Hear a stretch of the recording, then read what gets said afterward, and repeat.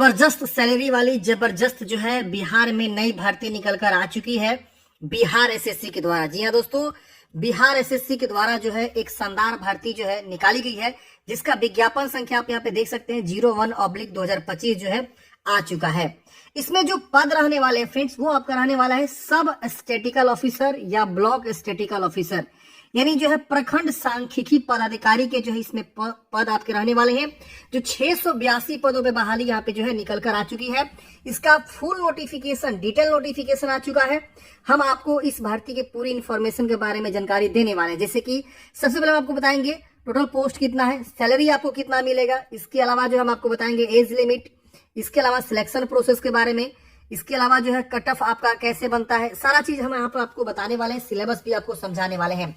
तो अगर आप जो है बिहार में सरकारी नौकरी पाना चाहते हैं जबरदस्त सैलरी वाली, इसमें पे लेवल फ्रेंड्स ना 7 है। जी दोस्तों, 7 की पे लेवल सैलरी वाली की मैं बात कर रहा हूँ। ये जॉब बहुत ही शानदार है और काफी दमदार है। बाबू वाला जो जॉब होता है ना फ्रेंड्स, वो आपका जॉब रहने वाला है। तो चलिए समझते हैं इस भर्ती की पूरी इंफॉर्मेशन के बारे में। वीडियो अच्छा लगे तो प्लीज लाइक कर दीजिएगा, अपने दोस्तों को भी जरूर शेयर कर दीजिएगा। पहले हम समझते हैं इस भर्ती के लिए फॉर्म कब से कब तक भरे जाएंगे। तो 1 अप्रैल से लेकर 19 अप्रैल 2025 तक आप फॉर्म को अप्लाई करेंगे। इसका रजिस्ट्रेशन जो है शुरू हो जाएगा और 1 अप्रैल को मैं प्रॉपर एक वीडियो भी बना के बता दूंगा कैसे आपको फॉर्म को भरना है।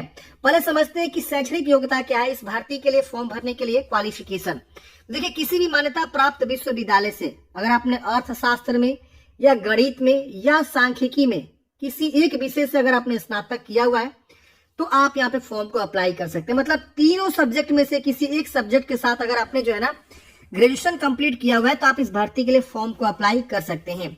यहाँ पे एक चीज नोट में लिखा हुआ है, पास कोर्स के रूप में उक्त विषयों के स्नातक की डिग्री या पूरक सब्सिडरी जिसको बोलते हैं के साथ स्नातक में डिग्री प्राप्त अभ्यर्थी भी उक्त पद हेतु योग्य होंगे। मतलब आपके पास मान लीजिए सपोज ग्रेजुएशन में कोई सब्सिडरी सब्जेक्ट रहा हो, मेन सब्जेक्ट में नहीं रहा हो, लेकिन इन तीनों में से कोई भी सब्सिडरी के तौर पे रहा हो तो भी आप फॉर्म भर सकते हैं। या जो है पूरक विषय जिसको बोलते हैं, या पास कोर्स के रूप में भी अगर आपने जो है इन तीनों विषय में से किसी एक विषय से अगर आपने पढ़ाई किया हुआ ग्रेजुएशन लेवल पे तो आप फॉर्म को भर सकते हैं। तो आपको ये क्वालिफिकेशन क्लियर हो गया होगा। सैलरी लेवल 7 है, सैलरी जबरदस्त है। In hand starting salary 70,000 plus यहाँ पे आपको देखने को मिलेगी और आपको जो है काफी सारे फैसिलिटी भी यहाँ पे देखने को मिलती है। पद का नाम रहेगा अवर सांख्यिकी पदाधिकारी, प्रखंड सांख्यिकी पदाधिकारी। सैलरी के बारे में मैं थोड़ा सा आपको गूगल के थ्रू भी जानकारी देने की कोशिश करूंगा जिससे आपको और क्लियर हो सके। देखिए मैंने गूगल में गया, सर्च किया लेवल 7 सैलरी इन बिहार, तो आप यहाँ पे देख सकते हैं 44,900 जो है यहाँ पे 7th पे कमीशन के आधार पे यहाँ पे जो है मार्च 2025 के लेटेस्ट अपडेट के अकॉर्डिंग बताया गया है कि 44,900। अब इसमें जो डेयर अलाउंसेस होता है, महंगाई भत्ता, वो सीधे 50% हो जाता है, लगभग 53% 54% का होता है। तो हम 22,000 के आसपास यहाँ पे जोड़ देते हैं। तो 44 और 22 सोचिए कितना हो गया। काफी अच्छी सैलरी यहाँ पे आपकी जो है लगभग 66,000 हो गया। इसके अलावा जो है हाउस रेंट 10% मिलता है 44,900 का। तो सोचिए 10% नहीं तो अगर मान लीजिए अगर जो है 10% भी अगर हम ऐड करते हैं तो अच्छी खासी सैलरी यहाँ पे और ऐड हो जाएगी। तो इस तरह से आपकी in hand starting salary friends 70,000 plus यहाँ पे आपको जो है चली जाती है और सैलरी जबरदस्त है, बाबू वाली सैलरी है। अब यहाँ मतलब जॉब भी जबरदस्त है, बाबू वाली मतलब जॉब है।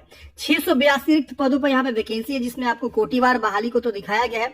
इसके अलावा यहाँ पे आपको महिलाओं के लिए जो है 231 पदों पे रिजर्वेशन है। 35% डायरेक्ट रिजर्वेशन होता है महिलाओं के लिए, तो वो यहाँ पे आपको देखने को मिलेगा। जनरल में 313 पद है, एससी में आपका 98, एसटी में 7 है और यहाँ पे ईबीसी में 112 और बीसी में 62 बहाली है और पिछड़ा वर्ग की महिला के लिए 22 पद है और ईडब्ल्यूएस के लिए यहाँ पे 68 पद है।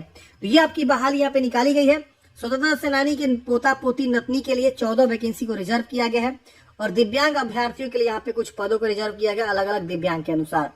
उम्र सीमा की बात करें तो यहाँ पे 1 अगस्त 2024 के आधार पे आपकी उम्र सीमा की गणना यहाँ पे की जाएगी, जिसमें यहाँ पे बोला गया है कि न्यूनतम उम्र 21 वर्ष रखा जाएगा और अधिकतम उम्र जनरल पुरुष के लिए 37 वर्ष, मतलब जनरल मेल के लिए बात हो रही है यहाँ पे।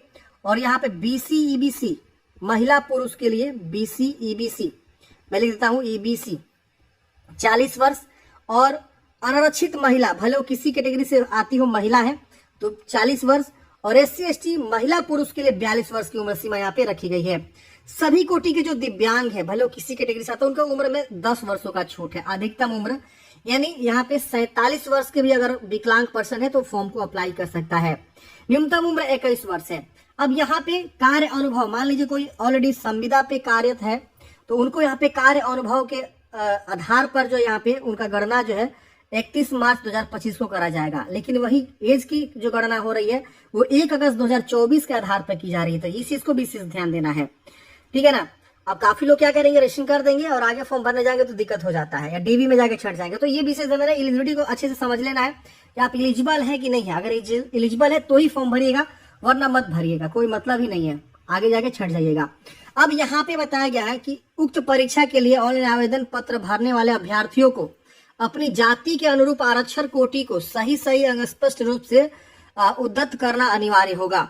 यानी आपको फॉर्म भरने के लिए जो भी जाति होता है, निवास होता है, वो आपको लगेगा अगर आप रिजर्वेशन लेना चाहते हैं तो। बाकी हम आगे डिस्कस करेंगे। अगर आप BC से हैं तो किस प्रकार का जाति और निवास बनवाना होगा, EWS है तो कौन सा वाला, सब चीज हम आगे डिस्कस करेंगे। वीडियो को लास्ट तक देखते रहिए बस। अब यहाँ पे देखिए, यहाँ पे आपका जो सिलेक्शन प्रोसेस है, मेधा सूची, वो यहाँ पे बताया गया है विवरण के तौर पे। लिखित परीक्षा में प्राप्त अंकों के अधिमानता के अनुसार 75 अंक, और कोई अगर संविदा पे पहले से कार्य कर रहा है उनके लिए यहाँ पे 25 अंक का निर्धारित किया गया है। अगर कोई मान लीजिए संविदा कर्मी है, पहले से कार्यरत है, तो उनको मैक्सिमम 25 अंक मिलेगा। हो सकता है कि 1 वर्ष के लिए 5 अंक मिल रहा हो, 2 वर्ष के लिए 10 अंक, ऐसे करके 5 वर्ष अगर तक वो संविदा है तो 25 मैक्सिमम 25 अंक तक उनको दिया जाएगा। अब ये जो भी कैंडिडेट्स मतलब संविदा पे आधारित कार्य कर रहे हैं उन्हीं के लिए, बाकी लोग को नहीं मिलेगा। तो फॉर्म भरते समय उनको दिखाना होगा कि आप संविदा कर्मी है, तो यस करके अपना जो है एक्सपीरियंस की जानकारी देना होगा। तो एक्सपीरियंस सर्टिफिकेट आप लोग पहले से बनवा लीजिएगा जो भी संविदा कर्मी है। अब यहाँ पे देखिए अधिमानता अंक कैसे बनेगा, यानी मेरिट कैसे बनेगा, यानी यहाँ पे जो है 0.75 से गुणा कर प्राप्त किया जाएगा। इसमें बताया गया कि अधिमानता अंक इक्वल टू परीक्षा में प्राप्त अंक भागे परीक्षा में कुल अंक इंटू 75, तो जो भी आएगा वो आपका हो जाएगा। इसके अलावा संविदा के आधार पर दे अभिमानता, प्रारंभिक परीक्षा मुख्य परीक्षा दोनों में दे, मतलब यहाँ पे आपको छूट मिलेगा। इसमें 2 एग्जाम होगा, प्री और मेंस, तो प्री मेंस के हिसाब से आपका अलग अलग यहाँ पे रखा जाएगा। अब यहाँ पे आपको जो है बताया गया है न्यूनतम अर्हतांक, मतलब ये सिर्फ जो है क्वालिफाइंग मार्क्स है, इससे मेरिट नहीं बनेगा, आपको बेहतरीन करना होगा तभी मेरिट बनेगा। यहाँ पे परीक्षा शुल्क के बारे में बताया गया। परीक्षा शुल्क बोला गया है कि अगर आप जनरल BC EBC के पुरुष अभ्यर्थी हैं तो 540 रुपए है, SC/ST बिहार के स्थायी निवासी 135 रुपए, और यहाँ पे अगर जो है दिव्यांग है उन सबका 135, और जो है महिला है वो सिर्फ बिहार के निवासी 135 रुपए यहाँ पे लगेंगे। और यहाँ पे बताया गया है कि पुरुष महिला के लिए जो बिहार राज्य के सभी श्रेणी के पुरुष महिला है उनको 540 रुपए। तो ये आपका जो आवेदन शुल्क लगेगा। बाकी प्रोसेसिंग एवं सेवा कर टैक्स द्वारा अलग से वहन किया जाएगा, तो हो सकता है कुछ परसेंटेज बढ़ के भी आए। अब यहाँ पे ऑनलाइन जो है 1 अप्रैल से लेकर 19 अप्रैल तक आप फॉर्म को अप्लाई करेंगे। मैं अलग से एक वीडियो बना दूंगा। और मैं आपको बता दूं, स्वास्थ्य विभाग में, हेल्थ डिपार्टमेंट में ऑलरेडी काफी सारी बहाली जो है आई हुई है, जिसमें आपका x ray technician, OT assistant, lab technician, इसके अलावा जो है फार्मासिस्ट, इसके अलावा जो है ड्रेसर की बहाली आ चुकी है। तो काफी सारी बहाली जो है लगभग चल रही है। लगभग 15,000 से ज्यादा बहाली जो है हेल्थ डिपार्टमेंट में आ चुकी है। आज ही के डेट में 19,000 से ज्यादा पदों पे जो है बिहार पुलिस कांस्टेबल की बहाली आ चुकी है। उसका भी डेट आ चुका है फॉर्म भरने का, 18 तारीख से फॉर्म भरे जा रहे हैं। ऑलरेडी मैंने वीडियो बनाया हुआ है। इसके अलावा बिहार में होमगार्ड की बहाली जो है 15,000 पदों पर आ रही है। तो इसकी बहाली फ्रेंड्स होमगार्ड वाली आ रही है, हो सकता है 2-3 दिन में उसका भी आवेदन स्टार्ट हो जाए। फिर BPSC TRE 3 में भी बहाली आ रही है। बिहार SSC भी और यहाँ पे बहाली लेकर आने वाली है। बिहार में बहाली ही बहाली है फ्रेंड्स। इलेक्शन से पहले काफी सारी बहालियां यहाँ पे आने की संभावनाएं हैं। तो आप लोग जो है लग जाइए, अभी आपके पास सही समय है तैयारी करने का, और अभी आपके पास जो है सही समय है जॉब पाने का। अब यहाँ पे सबसे पहले बात करते हैं परीक्षा की प्राकृतिक वस्तुनिष्ठ होगा। यहाँ पे जो आपका एग्जामिनेशन होने वाला है वस्तुनिष्ठ होगा, जिसमें आपको बताया गया है 40,000 से अधिक आवेदन प्राप्त होने पर प्रारंभिक परीक्षा आयोजित की जाएगी। तो यहाँ पे ये भी मान लीजिए सपोज जो है 40,000 से अधिक कैंडिडेट्स फॉर्म भर देते हैं तो एक प्री एग्जाम कंडक्ट किया जाएगा और उसमें सिलेक्शन किया जाएगा। अगर 40,000 से कम लोग फॉर्म भरते हैं तो डायरेक्टली मेंस एग्जाम हो जाएगा, ठीक है ना। तो वही मेंस और प्री का यहाँ पे जानकारी दिया गया है कि अधिक आवेदन प्राप्त होने पर प्रारंभिक परीक्षा 1 से अधिक चरणों में आयोजित की जा सकती है। विभिन्न चरणों में परीक्षा आयोजित प्रारंभिक मुख्य परीक्षा किए जाने की स्थिति में परीक्षा परिणाम समानीकरण की प्रक्रिया अपनाते हुए तैयार किए। नॉर्मलाइजेशन जो है यहाँ पे बोला गया कि अगर एक से अधिक परीक्षा होती है पालियों में तो हम नॉर्मलाइजेशन यूज करेंगे। प्रारंभिक परीक्षा मुख्य प्राकृतिक की होगी, वस्तुनिष्ठ प्राकृतिक मतलब ऑब्जेक्टिव टाइप होंगे। प्रारंभिक परीक्षा के माध्यम से कोटिवार उपलब्ध रिक्तियों के 5 गुना संख्या के बराबर अभ्यर्थियों का चयन मुख्य परीक्षा के लिए किया जाएगा। अगर प्री एग्जाम होता है तो उसमें जो है वैकेंसी के 5 गुना कैंडिडेट्स को जो है क्या होगा, मेंस एग्जामिनेशन को लिए बुलाया जाएगा। तो ये यहाँ पे मुख्य परीक्षा हेतु अलग से विज्ञापन प्रकाशित किया जाएगा। फिलहाल प्रारंभिक परीक्षा का यहाँ पे जो है बताया गया है सिलेबस के बारे में, आप समझ लीजिए। अब प्रारंभिक परीक्षा में एक ही पत्र आपका होगा जिसको सामान्य ज्ञान का होगा, जिसमें सामान्य अध्ययन के क्वेश्चंस रहेंगे, सामान्य विज्ञान और गणित के क्वेश्चंस रहेंगे, मानसिक क्षमता जांच, कॉम्प्रिहेंशन या लॉजिकल रीजनिंग या मेंटल एबिलिटी से क्वेश्चंस आपके पूछे जाएंगे। तो ये 3 सेक्शन से आपके सारे के सारे प्री एग्जाम आपके होने वाले हैं। अगर मेंस होता है, अगर सपोज मान लीजिए प्री नहीं होता है तो मेंस होगा ना, तो डायरेक्टली जो है मेंस के लिए अलग से सिलेबस जारी ये लोग करेंगे। लेकिन फिलहाल प्री के यहाँ पे बताया गया, तो मुझे जहां तक लग रहा है कंपटीशन ज्यादा है तो 40,000 से अधिक की फॉर्म गिरेंगे, तो प्री ही पहले होगा, उसके बाद से मेंस होगा। अब प्री का सिलेबस यहाँ पे देखिए क्या बोला गया, प्रारंभिक परीक्षा का सामान्य अध्ययन में क्या पढ़ना है ये यहाँ पे ऑलरेडी दिया हुआ है। समसामयिक विषय में क्या क्या पढ़ना है आपको दिया गया, भारत उनके पड़ोसी देश पढ़ना होता है। सामान्य विज्ञान गणित में आपको क्या पढ़ना है ये आपको बताया गया है। सामान्य विज्ञान में आपको क्या क्या पढ़ना है, गणित में क्या क्या पढ़ना है, मानसिक क्षमता जांच परीक्षा में क्या क्या पढ़ना है, डिटेल सिलेबस यहाँ पे इन्होंने दे रखा हुआ है। मुख्य परीक्षा के लिए 2 पत्र होंगे। अगर आपका मेंस होगा तो मेंस तो 100% होगा, भले प्री हो या ना हो, लेकिन मेंस होने वाला है तो मेंस जो है 100% होगा। तो मेंस में बोला गया सामान्य अध्ययन के क्वेश्चंस रहेंगे, सामान्य विज्ञान गणित के क्वेश्चंस रहेंगे और मानसिक क्षमता जांच परीक्षा रहेगी। सेम वही रहेगा।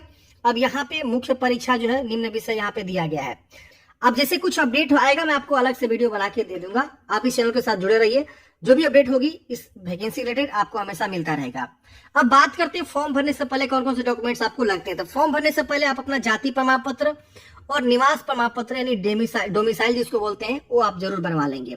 अगर आप पिछड़ा वर्ग से आते हैं मतलब बीसी और ईबीसी से अगर आप आते हैं तो अपना जो है अंचल पदाधिकारी या राजस्व पदाधिकारी के द्वारा जो बनता है क्रीमी लेयर रहित प्रमाण पत्र आप अपना बनवा लेंगे।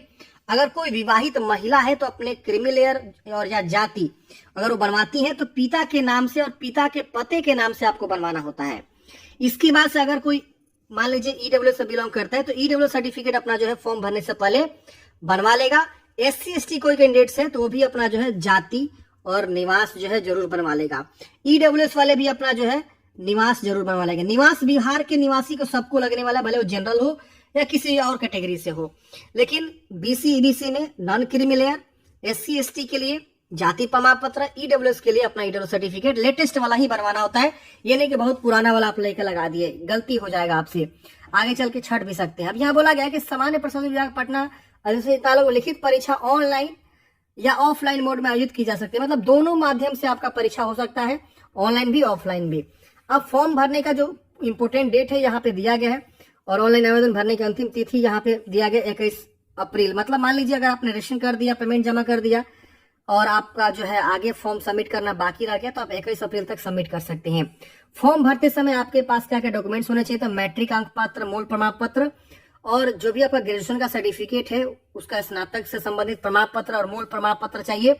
इसके अलावा आपके पास संविदा पे पहले से कार्यरत है तो उसका जो है प्रमाण पत्र आपके पास होना चाहिए, अनुभव प्रमाण पत्र पहले से अगर कार्यरत है तो, हालांकि ये मैंडेटरी नहीं है। स्थायी निवास आवास प्रमाण पत्र आपको चाहिए। जाति प्रमाण पत्र अगर है तो जाति प्रमाण पत्र आपको यहाँ पे देना होगा। ईडब्ल्यूएस है तो ईडब्ल्यूएस, बीसी ईबीसी के केस में नॉन क्रिमिनल प्रमाण पत्र, स्वतंत्र सेनानी के पोता पोती है तो वो सब आपको डॉक्यूमेंट्स देना होगा। दिव्यांग है तो दिव्यांग सर्टिफिकेट आपको देना होगा। इसके अलावा उम्र सीमा में छूट आप ले रहे हैं तो उससे निर्गत सरकारी सेवा का प्रमाण पत्र आपको यहाँ पे देना होगा। संविदा पे कार्यरत है तो उसका जो है आपको प्रमाण पत्र कार्य अनुभव का निर्गत करवाना होगा जहां भी आप कार्य कर रहे हैं। तो ये सारे डॉक्यूमेंट्स आपको जो है यहाँ पे लगते हैं फॉर्म भरने में। बाकी अंतिम तिथि वगैरह यहाँ पे दे दिया गया। आप फॉर्म भरने से पहले जो है सारी इन्फॉर्मेशन को एक बार अपने स्तर से भी जरूर पढ़ लीजिएगा। तो आई होप इस भर्ती के बारे में पूरी इन्फॉर्मेशन आपको समझ में आया होगा। आपके मन में कोई भी डाउट्स है, कमेंट है, आप कमेंट बॉक्स में पूछ लीजिएगा फ्रेंड्स। मिलते हैं किसी नेक्स्ट वीडियो में।